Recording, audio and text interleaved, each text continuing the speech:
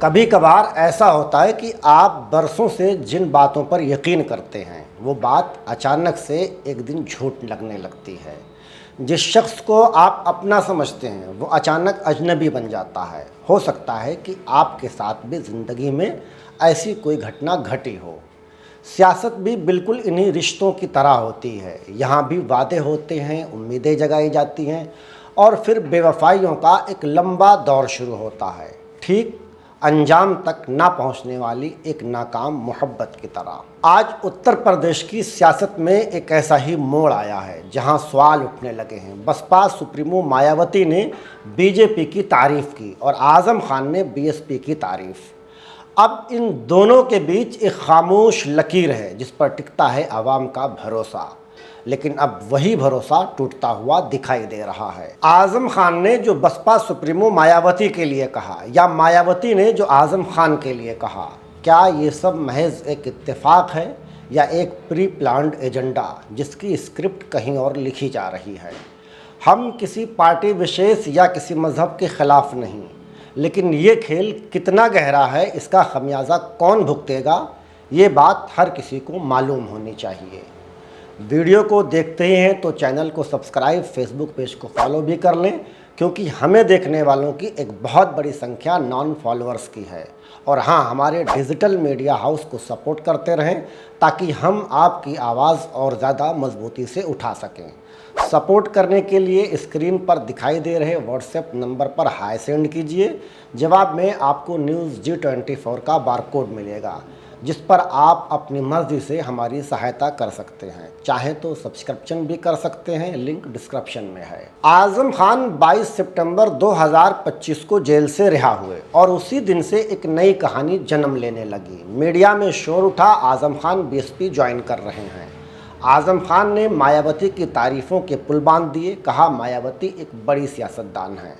आज़म खान की इसी दरियादिली को देखते हुए यह तय माना जाने लगा है कि आज़म खान बीएसपी ज्वाइन करेंगे। सपा सुप्रीमो अखिलेश यादव को जब लगा कि वो दरी बिछवाते बिछवाते खुद दरी बिछाने की पोजीशन में आ जाएंगे तो आज़म खान की वफादारी बनी रहे, इसलिए चार्टर्ड प्लेन से रामपुर पहुंच गए।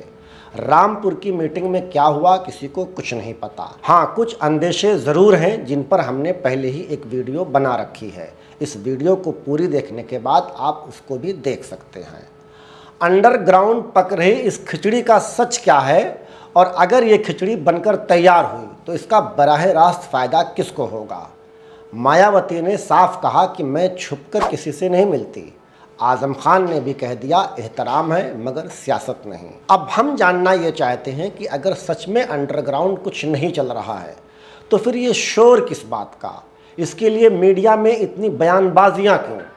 भले ही आवाम को आज अभी कुछ ना बताया जा रहा हो, लेकिन इस बात से इनकार मुमकिन नहीं है कि बसपा सुप्रीमो मायावती और आज़म खान के दरमियान कुछ तो चल रहा है। आज़म खान अगर वाकई बीएसपी से जुड़ते हैं तो सबसे बड़ा नुकसान और सबसे पहला नुकसान समाजवादी पार्टी का होगा, लेकिन इससे भी ज़्यादा नुकसान मुस्लिम पॉलिटिक्स का होने वाला है। और एक तीसरा नुकसान उस बहुजन समाज का भी होगा जो आज भी इस उम्मीद के साथ बीएसपी के साथ जुड़ा हुआ है कि शायद मायावती कमबैक करें।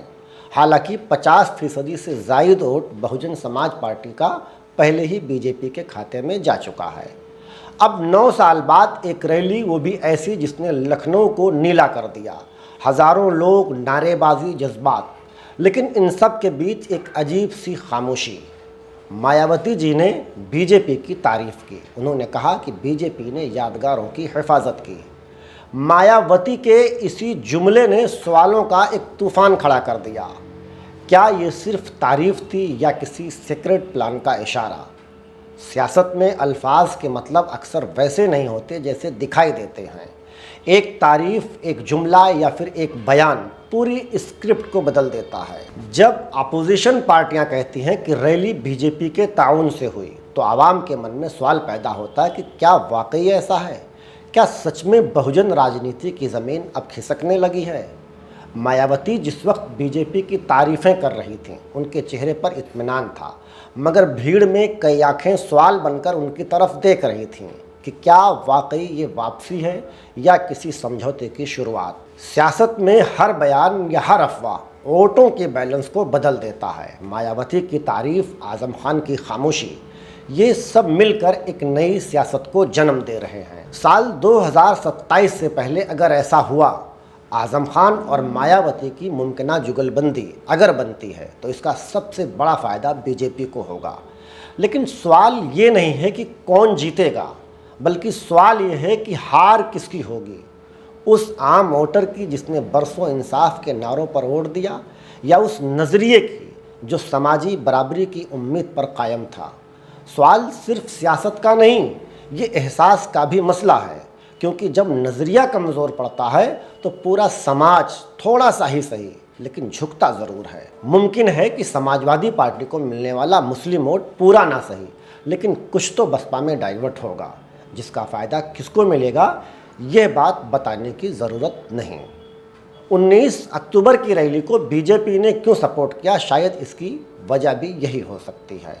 मायावती कहती हैं कि बीजेपी शफाफ है, और उनका यही जुमला बरसों पुराने उनके बीजेपी से रिश्तों पर पड़ी चादरों को चाक कर देता है।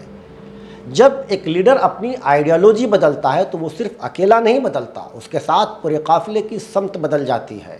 आज़म खान जो बरसों से एक आइडियोलॉजी की पहचान है, जब वो बीएसपी की तारीफ करते हैं तो लाखों सवाल सांप बनकर आवाम के सीनों में डसने लगते हैं। सियासत में कुर्बतें अक्सर ख़तरनाक होती हैं, क्योंकि वो चुपके से ख्वाब ही बदल देती हैं। मायावती और आज़म खान, दो नाम दो कहानियाँ, मगर एक ही सवाल, क्या बहुजन समाज और मुस्लिम सियासी आइडियोलॉजी बिखरने की कगार पर है? अगर आपको लगता है कि सियासत में आइडियोलॉजी की अहमियत अभी भी बाकी है तो बोलिए, बहस कीजिए, सवाल कीजिए, क्योंकि जब आवाम सवाल करना छोड़ देती है तो ताकत जवाब देना भी भूल जाती है। आपकी सोच ही इस मुल्क की असल ताकत है। फिलहाल आज़म खान और बसपा सुप्रीमो मायावती के दरमियान जारी इस नूरा कुश्ती के बारे में आप क्या सोचते हैं? क्या ये महज एक इत्तेफाक है या अंडरग्राउंड कोई एजेंडा? अपनी राय ज़रूर दें, क्योंकि सच हमेशा आपसी बातचीत से ही सामने आता है। वीडियो को शेयर कर दें, चैनल को सब्सक्राइब, फेसबुक पेज को फॉलो कर लें। शुक्रिया।